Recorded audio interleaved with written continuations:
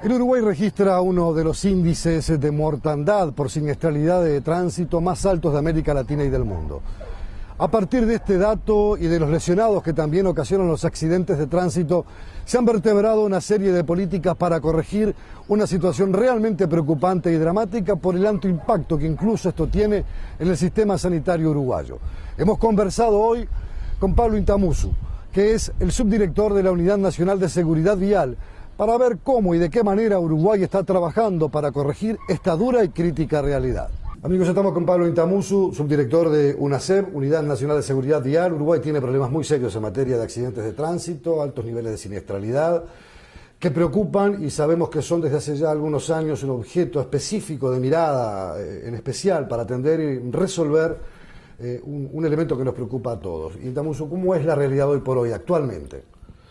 Bueno, analizar la realidad de hoy, para que se entienda, hay que traerla un poquito de atrás, ¿no? Uruguay, de alguna forma, desemboca en este tema, o lo toma como país, como política nacional, recién en el año 2007. Este tema viene pasando hace muchos años.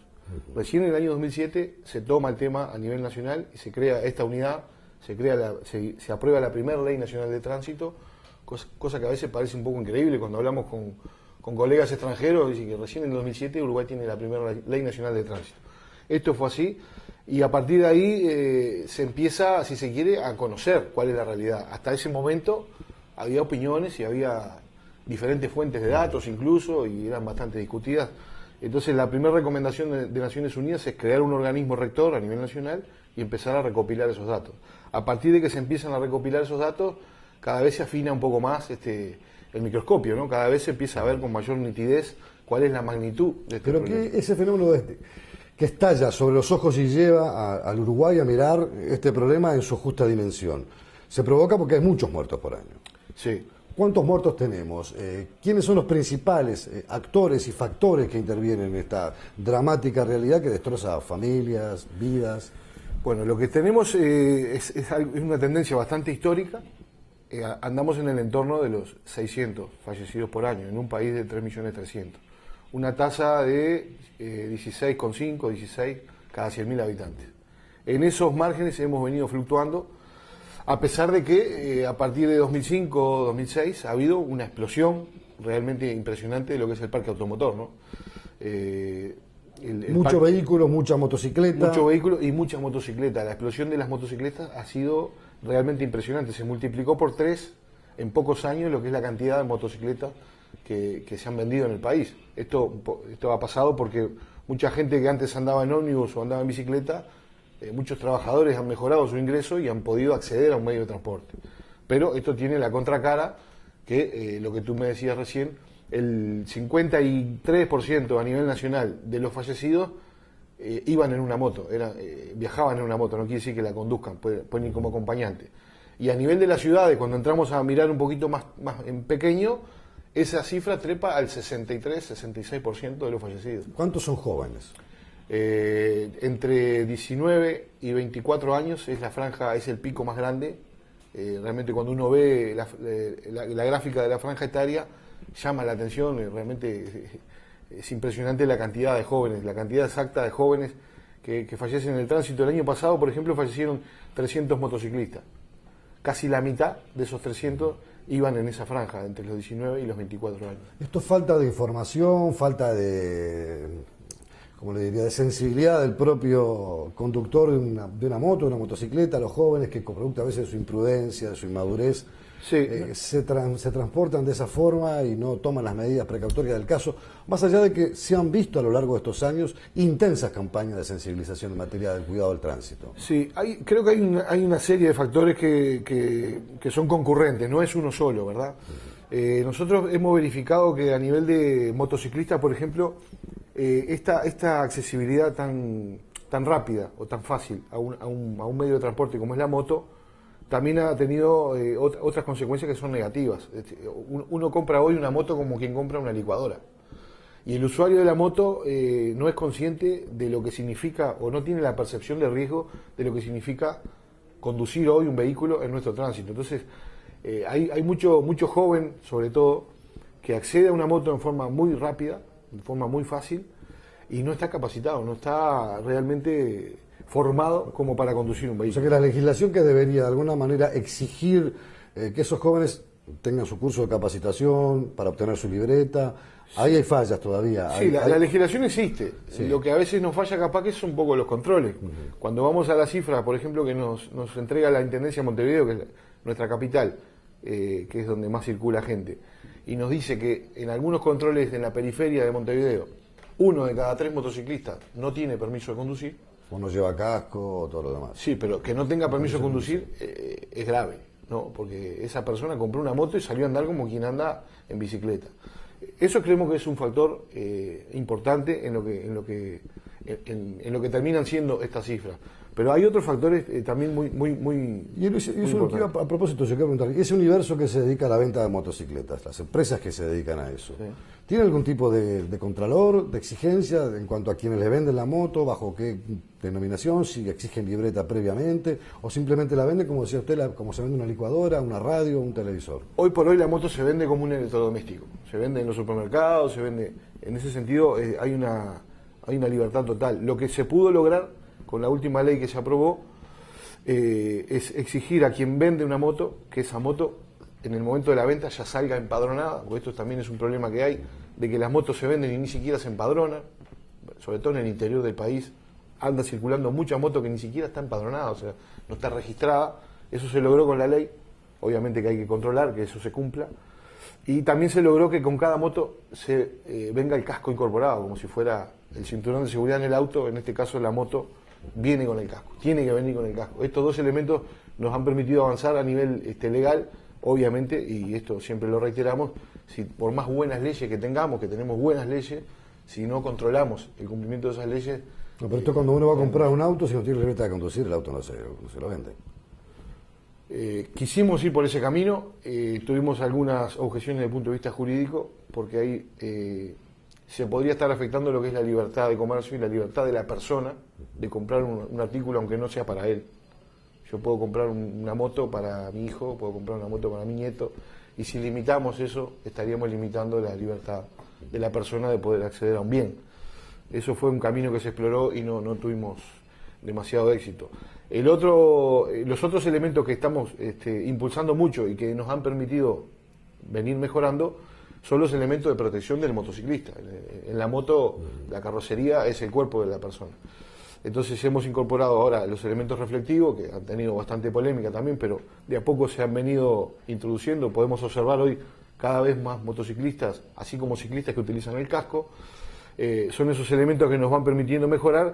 Y otra cosa que hemos venido, de acuerdo al análisis de los datos, lo que tú mencionabas, hay como una especie de mito de que la culpa de todos los males son los motociclistas, y esto no es así. Los datos de policía científica y de la policía mismo a nivel de siniestralidad nos indican que generalmente cuando hay una colisión entre una moto y un vehículo, la mitad aproximadamente, para hablar en números gruesos, fue culpa, o sea, tuvo responsabilidad el motociclista, pero la otra mitad la tuvo el automovilista. O sea que no siempre el motociclista es el que anda mal en el tránsito. Muchas veces es el automovilista o el camionero o el omnibusero que también comete los errores, pero por razones obvias el que sale peor parado siempre es el motociclista. Ahora, para después de la pausa, vamos a hablar un poco de cómo son los controles, qué es lo que hay que hacer, qué es lo que hay que mejorar para bajar, para corregir una realidad que realmente es dramática. La ley en tu lenguaje. Es importante que sepas que por ley se promueve la alimentación saludable de todos los niños y adolescentes, de escuelas y liceos, públicos y privados. Mediante la educación temprana y la disponibilidad en los centros de enseñanza de alimentos saludables, se fomenta la incorporación de hábitos de alimentación sanos para una mejor calidad de vida. Conoce más en impo.com.uy/alimentación saludable. Importa que lo sepas. IMPO, Centro de Información Oficial. Solo a través del correo uruguayo podés mandar un bozal para Yacaré. ¿Un bozal para Yacaré? No, un bozal para Yacaré Artigas. Ah. El correo uruguayo llega hasta donde quieras.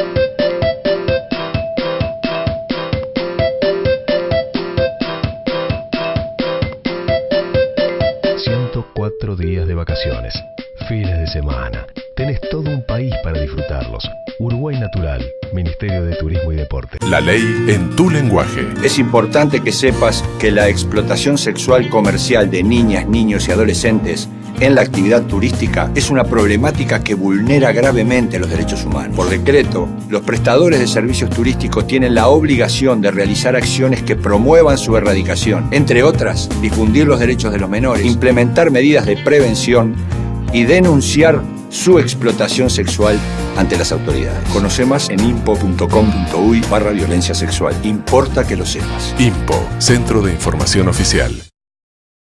Estamos conversando con Pablo Intamuso, subdirector de la Unidad Nacional de Seguridad Vial. Le preguntábamos antes de la pausa, bueno, ¿qué es lo que está fallando? Además, a veces de la impericia de los conductores o la falta de responsabilidad de quien está al frente de un vehículo, ya sea birrodado o un automóvil o un ómnibus de pasajeros o transporte de carga.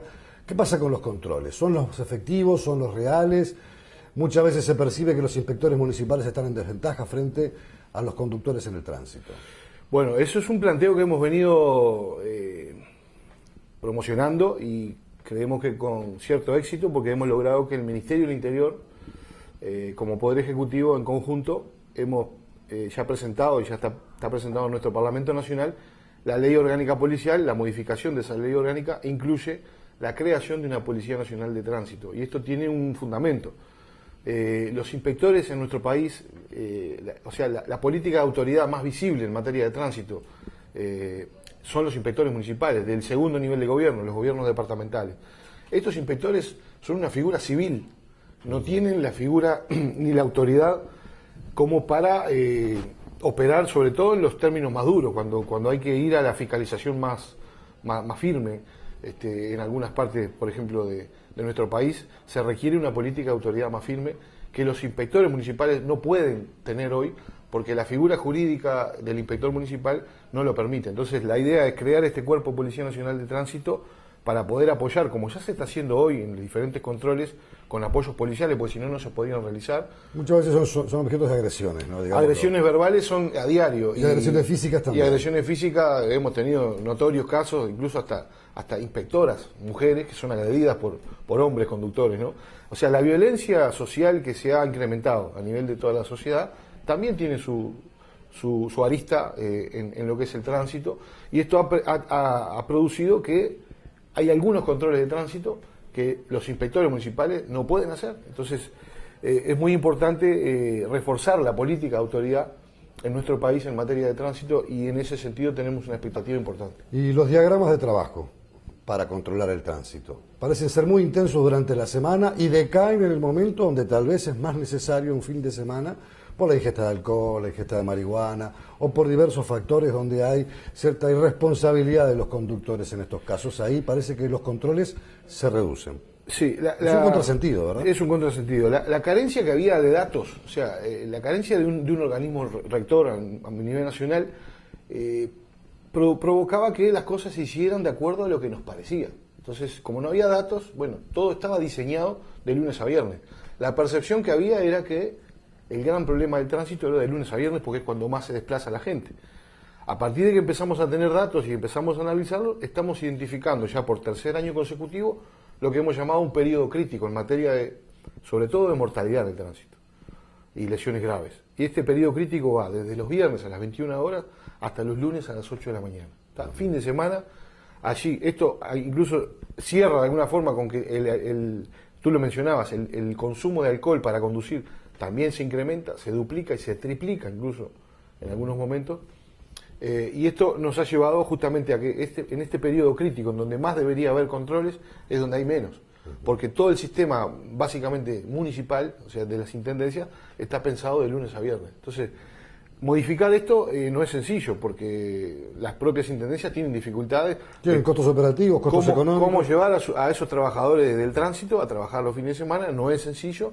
Y bueno, entonces en ese sentido estamos trabajando con varias alternativas que por ahora no se han concretado, pero creemos que rápidamente, en próximo tiempo, se van a concretar. Al pasar hablamos de un factor importante, hablamos de las muertes que son llamativas en las edades en las que se producen, pero hay mucho lesionado y hay gente que queda con lesiones para toda la vida. Eso tiene un costo y un impacto sobre el conjunto de la sociedad, no solamente desde el punto de vista familiar o desde el punto de vista de las capacidades que se pierden, sino también un costo sanitario importante. ¿Cómo se trabaja en esa dirección y en esa línea? Porque debe haber, por cada persona muerta, en el tránsito hay muchos que son heridos y heridos con lesiones de por vida. Sí, la carencia de una política pública nacional tampoco generó la investigación. No teníamos investigación en esta materia. La investigación que hay con respecto a los costos de la siniestralidad vial por todo concepto en nuestro país está hecha por el contador Garat, un profesional que por cuenta propia se interesó en el tema, hizo un trabajo que es lo que hemos venido manejando hasta ahora nosotros, indica que el Uruguay pierde aproximadamente, por todo concepto, no solo por daños humanos, sino también materiales, entre 1.000 y 1.200 millones de dólares al año. En algún momento esto era, ahora creo que es bastante más, pero en algún momento esto era el equivalente a lo que ingresaba por turismo. O sea que en ese momento, año 2006-2007, lo que ingresaba por turismo se iba por concepto de siniestralidad vial. Ese estudio ha sido muy útil, lo hemos venido manejando hasta ahora. Estamos trabajando ahora con el apoyo del Banco Mundial y con la Facultad de Ciencias Económicas en otra metodología de estudio que nos va a permitir establecer cuánto le cuesta al país cada lesionado, cuánto le cuesta al país cada fallecido, para poder tener un índice y poder saber lo que pasa a nivel nacional. Realmente es preocupante la situación y la repercusión que está teniendo esto en el sistema de salud es muy importante. Claro, es un costo operativo grandísimo. Hay que hablar con cualquier director de cualquier hospital. El hospital de Tacuarembó ha sido un poco el estandarte en esto. El doctor Ciro Ferreira lo ha venido planteando de forma permanente, pero muchas veces los CTI de los hospitales del interior están saturados por el tema del tránsito, por situaciones que son absolutamente evitables, ¿verdad?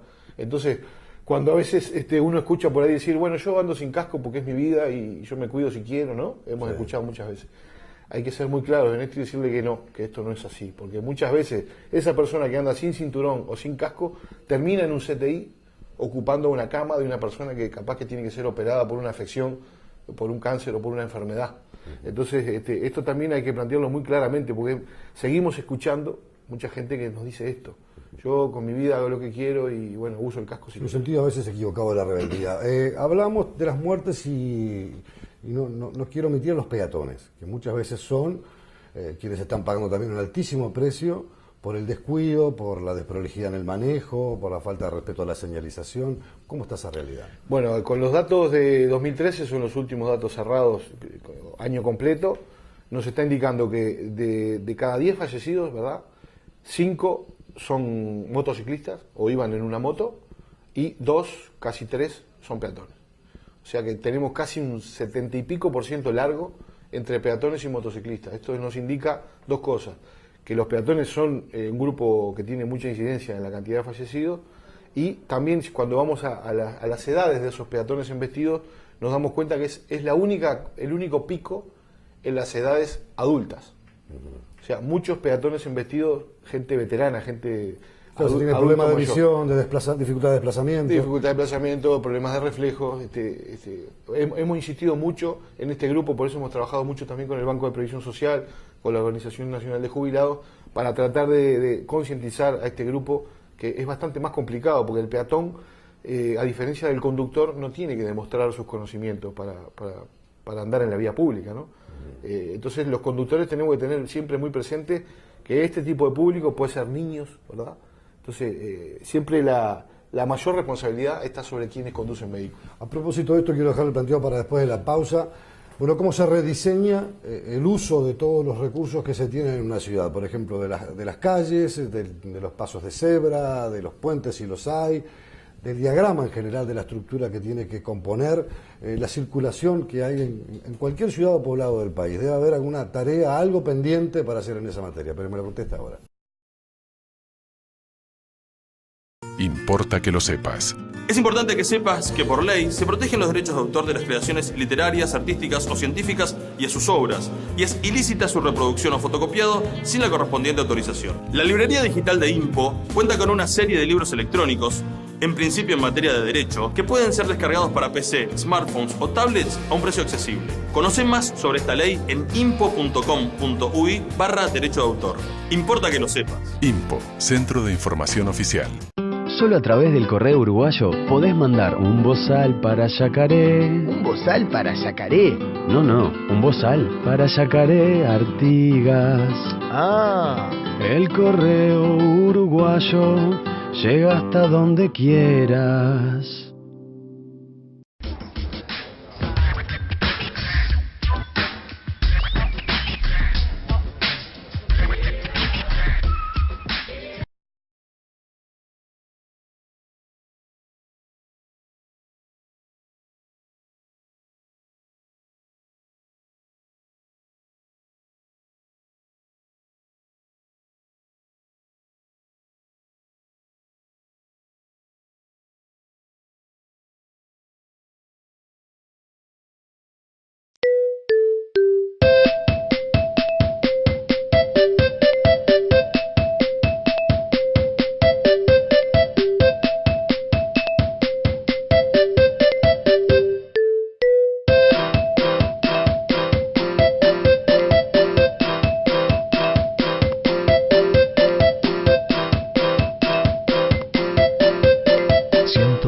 Días de vacaciones, fines de semana. Tenés todo un país para disfrutarlos. Uruguay Natural, Ministerio de Turismo y Deporte. En tu lenguaje. Es importante que sepas que por ley el servicio postal de cartas y paquetes constituye un servicio público nacional. El Estado, a través de Correo Uruguayo, debe garantizar que los servicios postales sean accesibles a la población de manera continua y eficiente. Aquellos usuarios que contraten un servicio postal a prestadores informales son responsables subsidiarios de las infracciones que estos cometan. Conoce más en impo.com.uy/correo. Importa que lo sepas. IMPO, Centro de Información Oficial. Amigos, estamos conversando con Pablo Intamusu, subdirector de la Unidad Nacional de Seguridad Vial, conocida como UNASEV. Le preguntaba si no es hora de también hacer un rediseño de todo lo que es el sistema de circulación vial en una ciudad. A veces ese crecimiento desproporcionado de su parque automotriz, las señalizaciones, los semáforos, los puentes, también no dan abasto con ese cambio tan radical que se provoca cuando hay una situación de bonanza económica y los ciudadanos pueden llegar a otros niveles de confort naturales y normales. Estamos en tiempo de rediseñar eso, de mirar todas estas cosas. ¿Se puede hacer? ¿De qué manera? ¿Se ha pensado? Tenemos como dos etapas en esto, ¿no? La cuestión estratégica de 20 años para adelante, obviamente que nos preocupa, pero es más una tarea de planificación estratégica que en nuestro país está planteada por el lado de los gobiernos departamentales, a nivel de rutas nacionales del Ministerio de Transporte. Nosotros tenemos una mirada exclusivamente desde el punto de vista de la seguridad. Obviamente que no se puede divorciar una cosa de otra, ¿no? Pero hoy por hoy estamos enfocados en leer la realidad que tenemos y tratar de modificarla rápidamente, porque si no podemos cometer el error de quedarnos en esperar esas medidas de fondo, por ejemplo, No, yo hablaba ensanche de rutas. De un eje de simultaneidades, es decir, Sí. se toman medidas por un lado, Sí. En materia de rediseño, de todo lo que es el sistema de la circulación de un pueblo, de una ciudad, de una carretera a nivel nacional, las medidas de seguridad y las campañas de prevención. Digo, generalmente se puede hacer un eje de sucesiones que apuntan al mismo objetivo, sin descuidar uno ni otro, pero todos Sí. con un mismo compromiso. Sí. Está muy lejos de llegar a un diseño de esas perspectivas. Estamos lejos desde el punto de vista, por lo mismo que te vengo diciendo casi de forma reiterada. Uruguay, en materia de seguridad vial, específicamente tránsito y seguridad vial, empezó en el año 2007, 2008. No había una política. Entonces tampoco hay, por ejemplo, a nivel de académico, por ejemplo, gente formada, ingenieros viales formados específicamente para la seguridad vial, cosa que en otros países existe hace mucho tiempo. Entonces venimos como un poco corriendo la de atrás. Y en ese sentido, para atacar la problemática en forma más rápida, la problemática más grave que estamos teniendo, por ejemplo, ayer se firmó un convenio con el Congreso de Intendentes para identificar en todo el país, en todas las ciudades del país, cuáles son los puntos críticos, o sea, donde hay mayor prevalencia de siniestralidad grave y fatal, identificar esos puntos concretos, geográficos, en cada una de las ciudades, y con un grupo de técnicos nuestros y de OPP, que son de acá de Presidencia, y técnicos de las intendencias, estudiar cada uno de esos puntos y ver una solución rápida desde el punto de vista de la ingeniería que puede pasar por la instalación de un semáforo, un lomoburro, un ensanche, una rotonda, no sabemos bien cuál es cada solución. Adaptarse a las necesidades reales que Pero estamos trabajando en esta propuesta concreta y rápida, porque si nos quedamos esperando que las rutas, por ejemplo, se hagan de doble vía, bueno, pues es la solución ideal. O sea, a veces la seguridad se da de patadas con la realidad, ¿no? Entonces, tenemos que tomar medidas rápidas, de bajo costo y de rápida implementación, para tratar de bajar esa siniestralidad. Y en la mirada de planificación estratégica, seguramente, esto no voy a decir nada nuevo, el país quedó chico. Nuestro país quedó chico para la explosión económica que tuvo. Nuestras rutas nacionales, nadie pensaba en el año 2004, 2005, que el país iba a tener el transporte de mercaderías que está teniendo hoy, ¿verdad? Nadie, ni el más pintado sabía lo que iba a pasar. Y no hacemos alusión al ministro de Transporte. No, tienes razón. Sin alusiones a Enrique, que en realidad nadie pensaba que el crecimiento económico que tuvimos y que todavía que se iba a mantener durante tanto tiempo. Había muchas voces que agoraban, bueno, que esto era por un viento de cola. Y bueno, esto se ha mantenido y todo indica que el Uruguay productivo llegó para quedarse.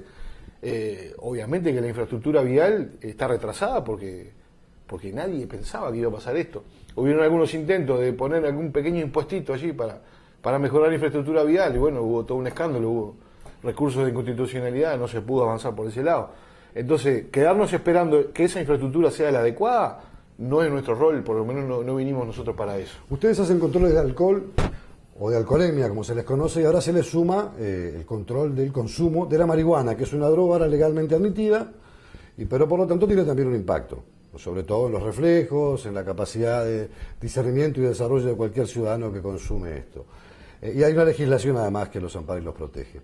Esto exige más capacitación, supongo yo, para quienes ejercen esas tareas de contralor, sí, y también más costos para poder suministrar los elementos necesarios para que los controles sean realmente efectivos y se alcancen los objetivos. ¿Cómo están en esa materia? Bueno, hemos, si se quiere, inaugurado incluso a nivel regional una etapa para nosotros muy importante, con la que tuvimos mucho cuidado y trabajamos durante 1 año y medio con la Facultad de Química de nuestro país, de la Universidad de la República, para que no nos ocurriera lo que ocurrió en otros lugares del mundo, que iniciaron los controles y tuvieron que retroceder porque hubieron algunos problemas desde el punto de vista técnico. Logramos que el 24 de agosto, que es una fecha bastante emblemática para nosotros por todo lo que significa la noche de la nostalgia, a partir del 24 de agosto empezamos con los controles efectivamente. Estos controles son distintos a los de alcohol, se están haciendo hoy por hoy en forma simultánea en Europa, se están haciendo exactamente los mismos controles con los mismos dispositivos. Que admiten además el contralor, tengo entendido, corríjame usted, el que controla la marihuana puede también controlar otro tipo de sustancias ingeridas por una persona. Sí, la idea es controlar, e incluso acá en Uruguay también, la idea es en forma progresiva ir incorporando otras sustancias. Tú hablabas de marihuana, que ahora es legal. Esta ley de cannabis, si se quiere, nos empujó un poco más rápido a lo que ya teníamos que haber hecho desde el año 94, porque desde el año 94 nuestro país estableció por ley que no se puede conducir vehículos bajo los efectos de alcohol u otras drogas psicotrópicas. Esas otras drogas psicotrópicas siempre han quedado un poco relegadas, porque era muy difícil el control. Desde el punto de vista científico y técnico es muy difícil el control. A partir de que el mundo avanzó, tuvimos la oportunidad ahora de incorporar el control de cannabis. Vamos a incorporar, creemos que antes de terminar este periodo de gobierno, lo que es la cocaína, y nos queda, o les queda al que venga a hacerse cargo de esto, le va a quedar otras drogas que también tienen una incidencia muy importante en el tránsito y son muy consumidas en Uruguay, como los psicofármacos, para hablar así, los ansiolíticos, todo ese tipo de medicamentos que son con receta, son legales, pero la gente no tiene la percepción del riesgo de tomar un medicamento de este tipo y salir a conducir un vehículo. Esto también se va a incorporar en los controles, esperemos que el año que viene. ¿Tiene la percepción de que todas estas campañas que se han hecho y que se hacen en forma continua, calan en la gente o todavía el uruguayo sigue siendo en buena medida un poco anárquico e irresponsable a la hora de asumir sus responsabilidades frente al caso del tránsito, al manejo, al uso de los dispositivos de seguridad, la seguridad en general como concepto de vida? Nosotros tenemos percepción, pero también nos gusta mucho manejarnos con evidencia, o sea, con cuestiones que se puedan medir. Y en ese sentido, a nivel de lo que es alcohol y conducción, hay datos que son muy concretos y muy claros. En el año 2006, en siniestro de tránsito, los participantes de siniestro de tránsito que se le hace el control de espirometría teníamos un 26% de pirometría positiva. Hoy eso bajó a 5, 6%. Si bien los fines de semana se multiplica, pero a nivel promedio en toda la semana estamos en el 6%. O sea, esto es una medición objetiva de que la política llevada adelante con respecto al alcohol y la conducción tuvo sus efectos concretos en el cambio de conducta de la población.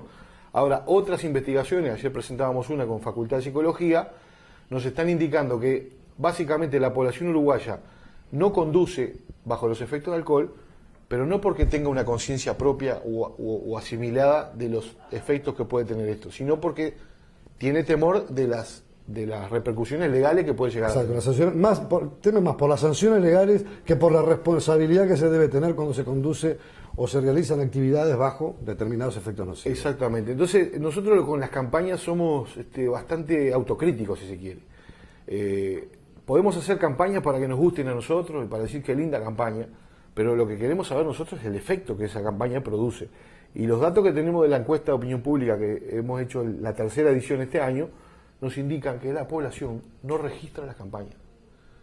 O sea que hay que tener mucho cuidado en cómo utilizar esos recursos, esas campañas, porque podemos caer en el error de hacer campañas para nosotros. Y educar desde las más tempranas edades, escuela, liceo. Bueno, ese es otro mito que hemos tratado de ir modificando. No decimos que no haya que hacerlo, pero lo que decimos es que, y lo que estamos impulsando, y hemos avanzado bastante, sobre todo a nivel de primaria, es que sea el docente el que trabaja con la educación vial. Diariamente tiene que tener este tema incorporado en la currícula. Eso en primaria se ha logrado. No creemos que sea una buena política la de que una vez por año, cada tanto, vaya un inspector o un policía de tránsito a dar una charla, sobre todo a los niños y a los adolescentes, porque manejan otros códigos y otros idiomas. Entonces lo que estamos impulsando, con primaria lo hemos logrado, con secundaria estamos avanzando, con UTU hoy presentamos un trabajo conjunto, de que los docentes de las diferentes materias, no tienen por qué ser una materia específica, trabajen diariamente con el tema de la seguridad vial. Esa es la línea de trabajo que hemos impulsado. Pablo Intamuzú, ha sido muy gentil por recibirnos, de verdadero gusto. Seguramente vamos a estar charlando más adelante, porque este es un tema en el que siempre hay miradas profundas para realizar y decisiones y toma de decisiones importantes para materializar. Sin lugar a dudas, vamos a estar a las órdenes y muchas gracias. Amigos, hasta aquí este reportaje con Pablo Intamuzú, que es el subdirector de la Unidad de Seguridad Vial a nivel nacional. Queríamos enfocar uno de los temas que más preocupa en la conciencia y en la vida cotidiana de los uruguayos.